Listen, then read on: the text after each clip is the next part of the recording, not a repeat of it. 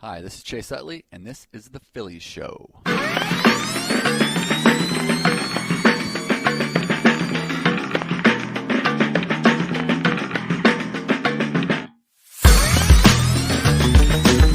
Hi, everybody. Welcome to the Phillies Show with Ruben Amaro Jr., Jim Salisbury. I'm Todd Zolecki. It is Monday, June 3rd, 2024. The Phillies take 2 of 3 from the Cardinals this weekend at Citizens Bank Park. They lose the series finale Sunday night. Tough one in 10 innings. A lot of things happened. The biggest thing that happened for sure was Brandon Marsh pulling up, grabbing the back of his right hamstring.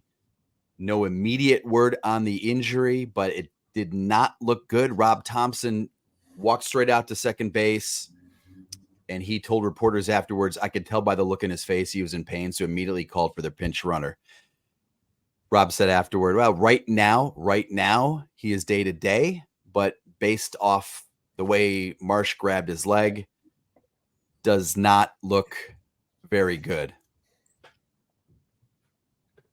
Yeah, it doesn't. I mean, look, the way teams and athletes now are so cautious with injuries, I think we can reasonably speculate that this is looking like an IL stint. The way it happened so suddenly and acutely, and the way he hobbled off, and legs are an important part of his game, and you got to think they'll protect him. And but obviously, no official word yet. But wouldn't surprise me at all to see some IL time, similar injury to Trea Turner, and you got to knock those things out because otherwise they linger all year. It was a weekend series that left. I'm getting greedy, I know, but it left me wanting more. Even though the Cardinals came in pretty hot team, they won 12 of 15. The Phillies get out and win 2 games right out of the gate. They look great. And, Taijuan Walker, just a so-so start, gave up those two-run home runs, didn't pitch deep into the game, and starting pitching dictates everything, and it just felt like, they weren't going to overcome it on Sunday night, and they did not. But the Marsh injury is significant. You need all your pieces. I mean, we've talked about it ad nauseum, but this is a team that's going to play in the playoffs. We know that, barring something crazy, and the crazy thing would be a rash of injuries. So. Yeah. You need to keep this team healthy. They seem to have skirted something with Ranger Suarez on that comebacker, but Marsh, Turner, they've done a great job playing over that injury, mostly because of Sosa. Now they're going to have to play over something else. Not sure what they're going to do out there in the outfield, but we've talked a ton about it, needing more production out there. Somebody like Merrifield, this could be an opportunity for him to get more at-bats, maybe get him going. He needs to get going. Clemens could be in the picture. Pache will be in the picture more. I'm sure I'm missing some. David Dahl is swinging it at AAA. Maybe it's time to take a look at him. So, it's an ever evolving season, and injuries are something that a front office always has to be aware of. And that's where your depth, we talked about depth in starting pitching a lot in the last podcast, and depth on your roster is vital. So, yeah, we're going to learn more about this today. You hope it's not real long-term, but I think they're going to probably have to make some adjustments here. Yeah, I mean, obviously you don't want to lose any of your key players, and he certainly is one of them. Unless it was a cramp, I don't think there's any question that this guy's going to go on the IL. They're going to be as cautious as they were with Trea Turner and continue to be with Trea Turner, that you can be sure that they'll be really cautious with Marshy as well. Big loss for them just because of what he brings to the table, not just on the field, but off the field as well. You just like having those guys on the field. It's simple as that. They do have a cushion. They do have some depth on their club. Jim, you mentioned it. It will be interesting to see who they go to. I know obviously Dahl's had experience, but Weston Wilson's a guy that they really have liked, and he has performed for them when he, and I talk about this all the time. You make your impressions in spring training, and regardless of how that guy is, particularly playing at the time in AAA, because there's a lot of different factors that are associated with playing in AAA. Once you're back down, it's a mental thing. It's an emotional thing. Sometimes you don't play to your peak ability. I've been there. I've done it. I've gone down to AAA and had the woe is me's, where you just don't play to the level of what you would, be accustomed to playing. And so it's hard for you to mentally get up for every single game. You're in AAA and you're not in the big leagues where you think you should be. That said, it will be interesting who they go to as far as, creating some more depth. I do think, Kody Clemens is going to play. They threw Kody Clemens out there in left field in Coors Field. And one play that was a little precarious. He made another play. He made his plays. Wasn't pretty, but they're going to toss him out there, especially if they're playing at Citizens Bank Park. It's not like a really super challenging place to play left field necessarily as far as covering ground. So I think Cody's going to get an opportunity first, especially against the right-handers. That's my guess. Could be wrong. Gladly, I'm not the manager. I'll let Topper take care of that. But again, it's about being cautious with him because it's one of those injuries, again, that you do not want to have linger. That said, I am surprised to see all these soft tissue injuries. Like, come on. In this day and age when guys, they're monitored, their intakes are monitored, they have these strap-on things that monitor everything about them, whether they have enough electrolytes and all this other stuff. I'm just surprised in this day and age when they talk about being hydrated and take care why this is happening. It's happened a lot. You got, I think Blake Snell went on the IL or going to go on the IL with a groin injury. There's guys with like hamstrings and quads, and in this day and age, it just doesn't seem like this is the kind of. I know it gets humid during the game and things can happen, but it just doesn't make sense for these things to be happening with the regularity they're happening at the major league level. Guys are eating way too healthy. I'm serious about this. You need to mix in an occasional cheeseburger. I'm talking about like one a week, one every 2 weeks, maybe. And I think that would, no, I'm serious. I just think you get a little soft when you eat a soft diet. Now and then you need to mix in a good burger, a big drippy burger. Nice. And you know what? And you can't pull fat, right? You can't pull fat if it's too muscular. you just can't, fat doesn't pull. I was in a clubhouse. Probably this might have gone back to the vet. I think it was the Diamond, I think it was the Rockies clubhouse. And I was talking to a couple guys, and there was a trainer talking to a player.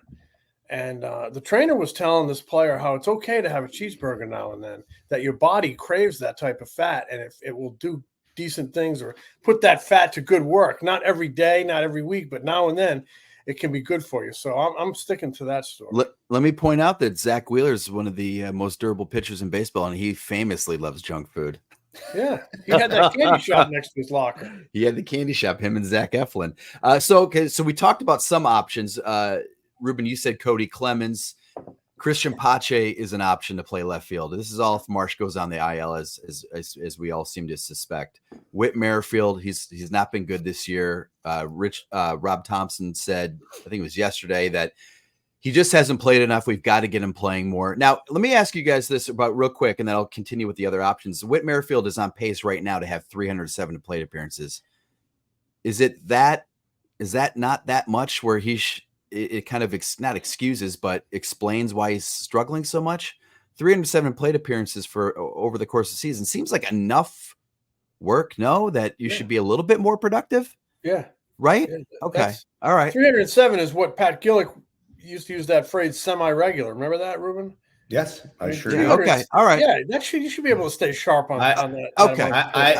I know that it's just, I've talked about it publicly. I've talked about it ad nauseum. It's an adjustment going from being an everyday player to being a bench player. At some point, now there's really no excuse. At some point, he's going to get a chance to play probably 3 out of the next 7 days, 4 out of the next 7 days, whatever the case may be. He's going to get a chance to play now. And if he's not being productive, then they're going to have to start peeking around to see where else they can be more productive. Now, I think he will be. I still think he's a viable and solid major league player again, but you have to produce at some point. Dave Dombrowski, I know, what are they paying, $7 or $8 million? You gotta kind of be productive. You have to, and I love the guy. I think I thought it was a great signing, but you have to also produce. We're in a production business, and And, he's going to have to start coming through with more consistent, at bats. I think they already are peaking around, and if they're not, they should be for more production in that outfield. You need to build this team a team that's going to succeed in October. And to me, that means right now you should have your eye on the outfield and how they can get more consistent production out there. No doubt. I do want to point out also, we've talked a lot about Nick Castellanos. I probably get more tweets and emails and comments about Nick. Why does Rob Thomson keep playing Nick Castellanos? Let me point out these numbers. I looked these up just 10 minutes ago. Nick Castellanos, last 10 games, batting .279, 3 home runs, 6 RBIs, .837 OPS. Nick Castellanos since May 4th, batting .255, 5 home runs, 16 RBIs, .763 OPS. MLB average OPS is .698. He's actually been putting up some decent numbers for the last month, and we talked a lot about this team trying to win the World Series. That's the goal. This team's chances of winning the World Series improve if Nick Castellanos gets going. That's why he's playing every day. So you've got Clemens in left, possibly Merrifield in left, possibly Cristian Pache in left, possibly maybe when Turner comes back, Edmundo Sosa. Is that crazy? I mean, Rob's mentioned it. Possibly getting him out there in left field. He hasn't played a lot of left field. They tried him in center field a couple springs ago, and they kind of pulled the plug on that once the season started. Would that be something you would look at? Yeah, I would. I don't think it's an everyday solution, but no. Occasionally, if you can make a play out there and you can kind of ride this hot hand that he's shown since Trea Turner went down, I mean, why not? The kid's athletic enough. There might be a lot of mixing and matching until somebody steps up and grabs that job. Yeah. I totally agree. I mean, sometimes you have to be a little bit more creative in certain situations. My concern is that makes for a very, very ugly defensive outfield.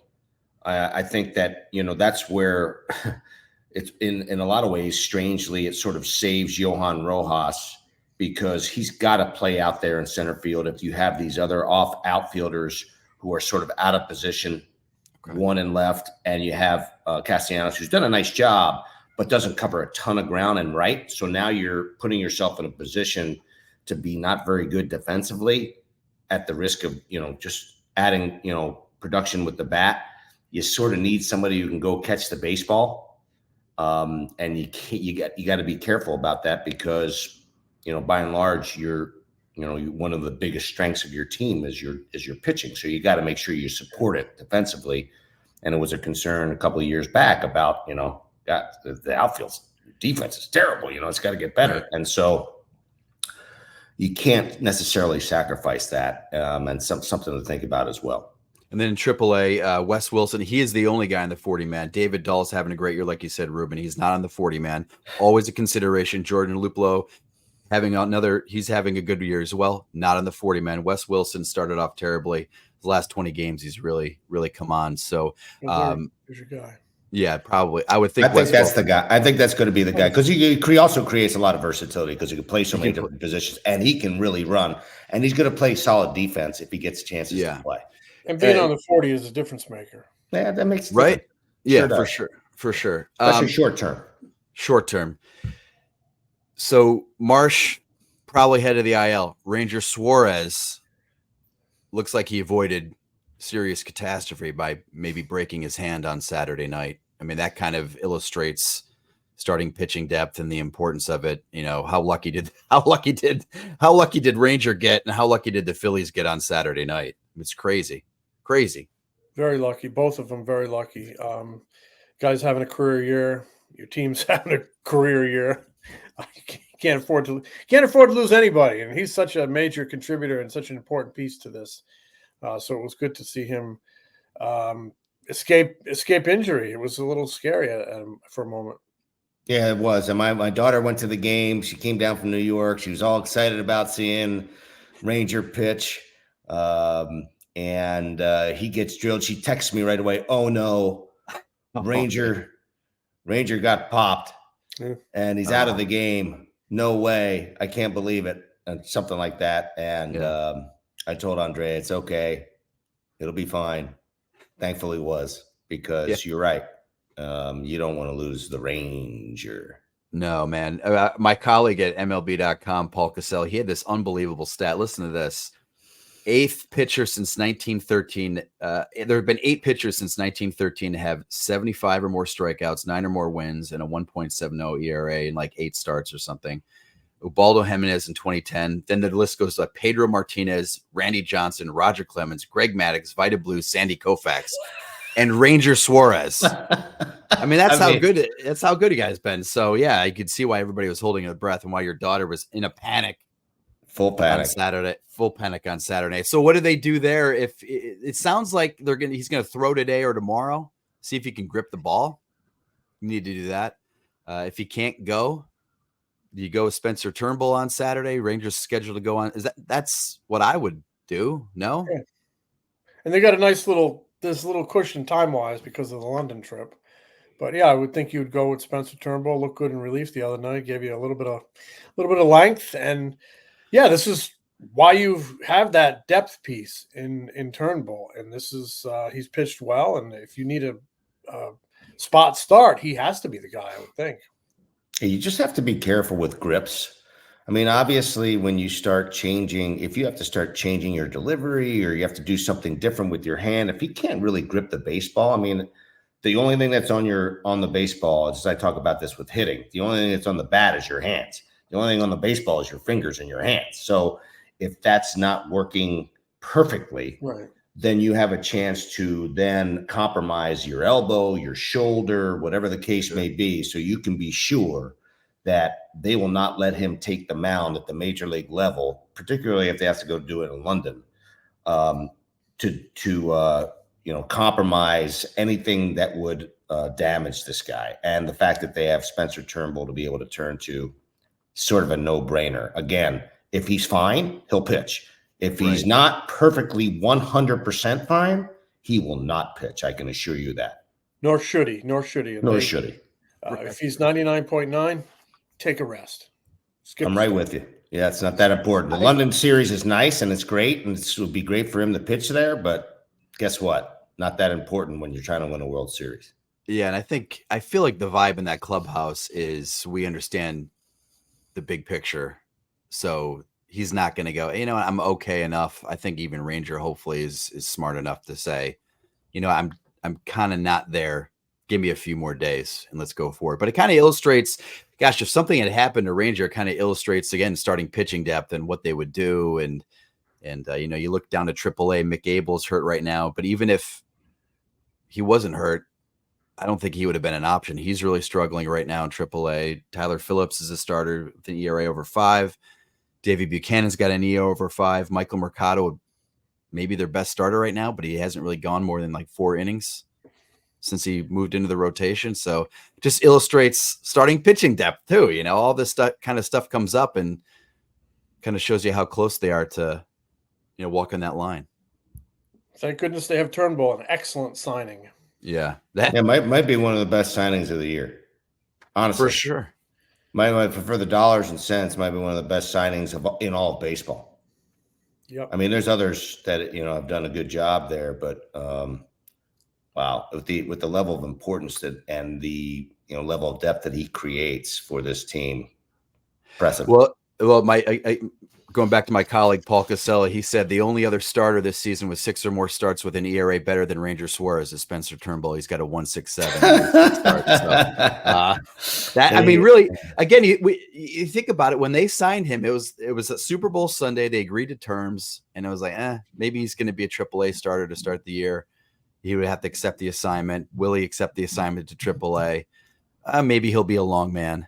And now he's one, like you said, Ruben, one of the best signings of the year. You got to get lucky sometimes, man. I mean, obviously it's a good job of scouting with the guys. I mean, he had the stuff, and now they've pitch designed him.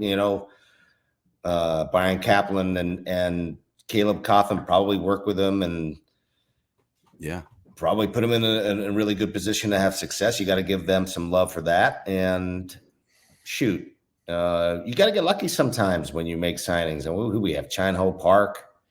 Who did some stuff for us, and you had one of the ultimate you got to get lucky guys in Jason Worth.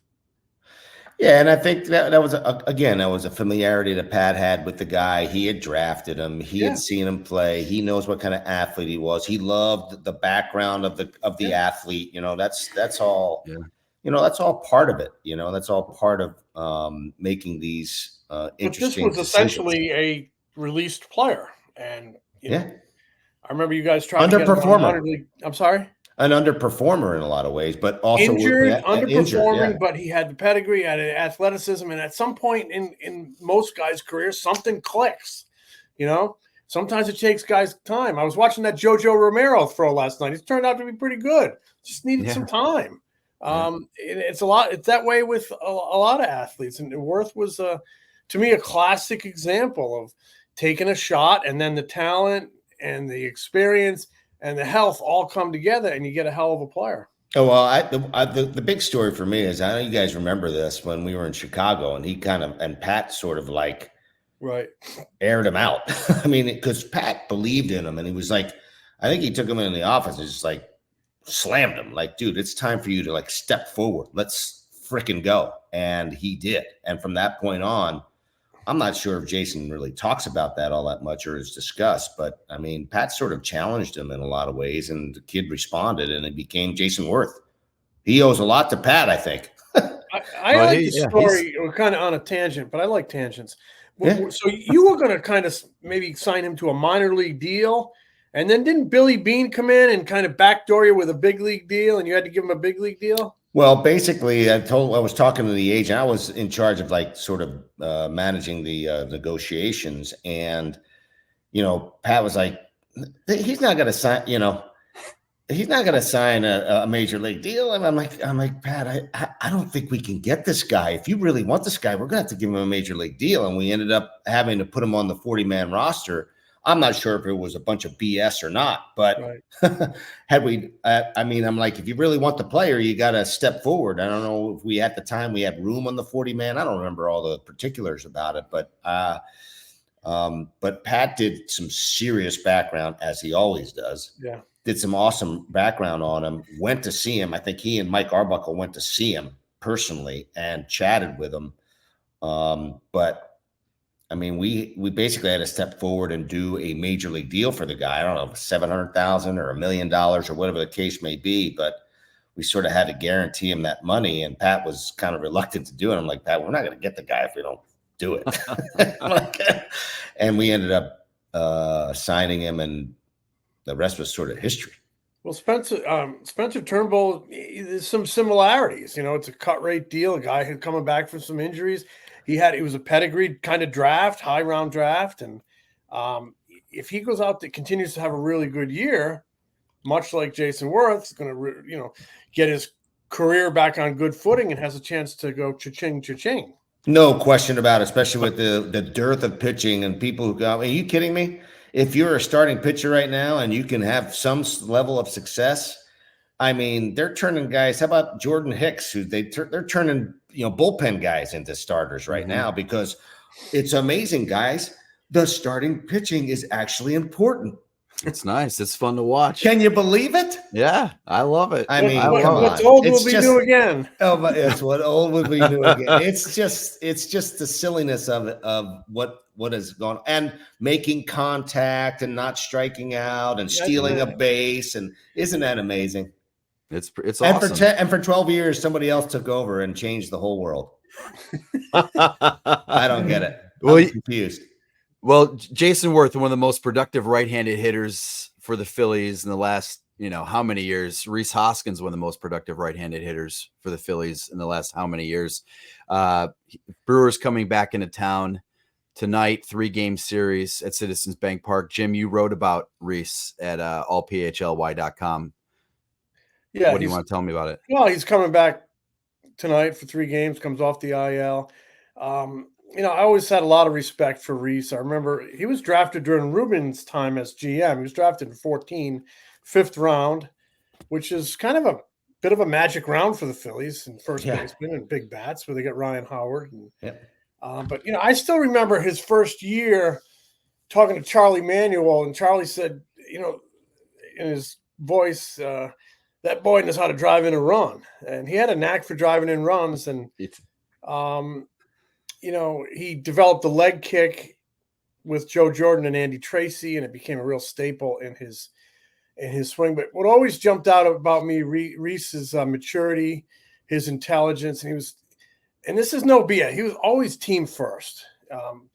And he would survive some rough days in that rebuild when he was like the great hope and the great position player hope. And he was the one guy that emerged from that group and was there when they were ready to win. And, he always looked to me like a foundational player that might be around a good long time. And then all of a sudden now there was this influx of players from outside the system, Hoskins, Wheeler, Realmuto, Turner, Schwarber, Castellanos, and they all had big price tags. And I used to talk about this with Rhys more than once. Everybody's getting their paydays, and do you ever wonder if there's going to be room for you? And you, the homegrown guy who endured the rebuild, are going to be the guy that's pushed out. And he was always mature in talking about it, recognized it was a possibility, never complained about it, and just worked hard every day. And indeed, he was the guy that, for a lot of reasons, just wasn't payroll. It was spot. They needed a spot for Harper. They needed a spot for Schwarber. They were heavy in these DH types and first base DH types. And he also survived, to me, three very serious injuries. I mean, he had the UCL tear, he had the abdominal tear, and the ACL, which he missed all last year. Three serious injuries that required major surgeries. So I always thought he was a good Philly, good guy, class guy, and I believe he'll get a really nice ovation tonight, and we might even see that bat spike a little bit up on the scoreboard. Yeah, I would think we'll see it several times. I will just say this, a couple of things. One, I have a soft spot for him, obviously, because he was in our system when we brought him into the system when I was still as the GM. And just watching his progression, come through the system. There was a question always about, defensively, is he going to be okay? And is he going to end up being a DH? But great run producer, really matured as a hitter, especially, and I think he put some ridiculous numbers up in Reading at one point where he was just mashing the baseball and driving in runs at a tremendous rate. But when I think of Rhys Hoskins, I think of a classy young man. Yeah. And sort of represented, and I know he was sort of the spokesman for a while as we were in that transition, or as the organization was in the transition. I was gone at that point once he got to the big leagues, but I think he represented the organization extraordinarily well. I think he represents his family. He and his wife represent the family extremely well. And so you have a soft spot for someone like that, who's that classy and that professional. And yeah, I mean, baseball's a tough game, and it's the decisions that you have to make. They end up signing Castellanos, and that's probably Castellanos. And then you have, the Schwarbers, as you said, Jim, of the world. And you start, looking at your team and, okay, where can we improve in certain areas? Where do we fit all the pieces of the puzzle? And he ended up being a guy that ended up being sort of the odd man out. But I think in his heart of hearts, he'll always sort of be a Philly. I think he probably feels that. He probably felt a little disappointed and shunned about, what happened in the offseason. But I'm glad he landed with Milwaukee. Great spot for him. I'm sure he's bringing a lot of maturity to that team, that has a very young team with some very good athletes. And I think it's a great thing for that organization. Good kid, man. Good young man. I should say kid, man. He's a grown man. He's a grown man now. Think about this. He and his wife Jamie bought a house in Center City. They lived here a couple off seasons. That doesn't happen too often anymore, where players usually scatter to Florida or Scottsdale or wherever they want to live, warmer weather in the off season. They stayed here a couple years because they were so connected to the city. Did a lot of charity work with MDA, and they were always out in the community. They really did love it here. When I think of Rhys, I think of the same thing, Jim, just being in the clubhouse. How many times during that awful run they were on did we go, let's talk to Rhys, because he was kind of the de facto spokesman. You valued his opinion, and he was always available and at his locker. Always. After bad loss, after bad loss, after bad loss. If he had a good game or a bad game, he was there. I very distinctly remember at the end of, I think it was the 2019 season, they lost like 10 in a row. They finally got eliminated in Atlanta. A couple of his teammates were kind of yucking it up, getting dressed, ready to go back, catch the team bus, and he was still in full uni, his head buried in his locker because they had finally got officially eliminated from the postseason because he did care that much. And every time, I will point out, every time you see a Phillies player homer and salute the bullpen, that was a tradition that Rhys Hoskins started back in 2018. So it's everywhere. And now you see it all around baseball. That is a Rhys Hoskins started tradition, the salute of the bullpen. I see it in college baseball. Yep, he started that. I wrote about that going into last postseason. You know, I was a little piece of Rhys is going to carry into the postseason. And didn't he start at Citi Field? No, he started it. We went back and found it. He came back from the injured list.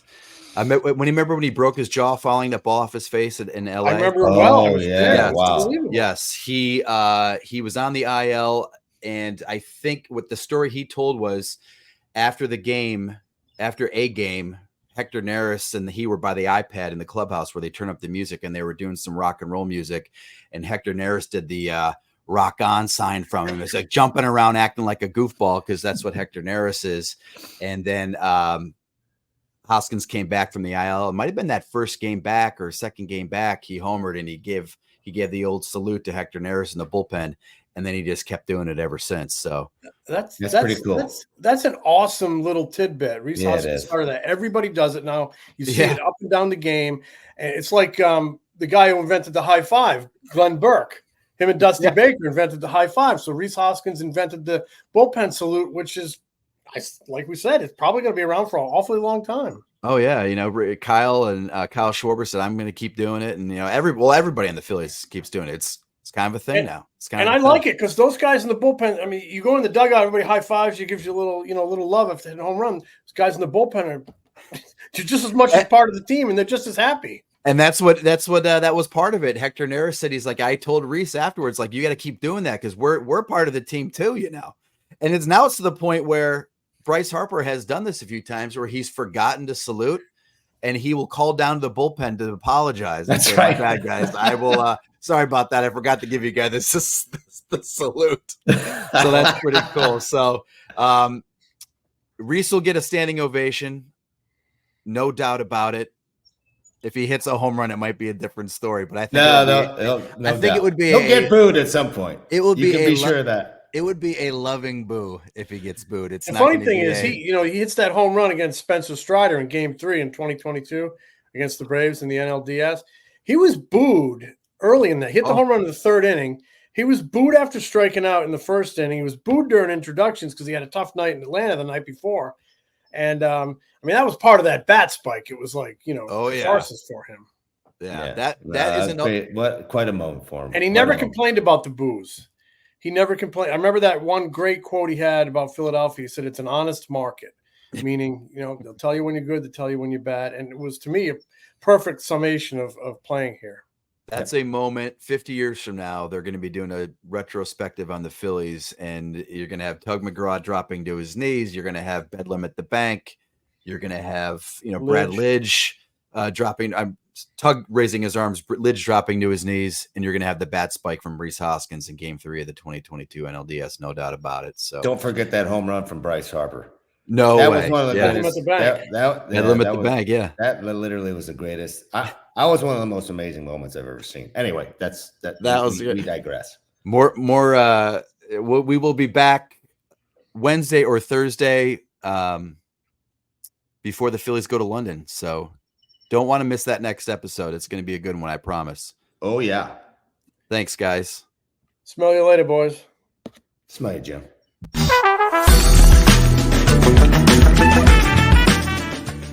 This is The Phillies Show. If you haven't already, please subscribe to The Phillies Show wherever you get your podcasts. You can also watch us on our YouTube channel. If you like what we do, give us a review. Tell a friend. Catch Ruben, Jim, and me on Phillies Nation TV, presented by Valley Forge Tourism. New episodes air an hour before every Saturday Phillies game on NBC Sports Philadelphia. Replays air throughout the week and on PhilliesNation.com. Get more of Ruben's analysis during, before, and after Phillies games on NBC Sports Philadelphia, on the Sports Radio 94 WIP Morning Show, and MLB Network. Read Jim at the All City Network at allphly.com. Find more of me at MLB.com, the Phillies Beat newsletter, and occasionally on MLB Network.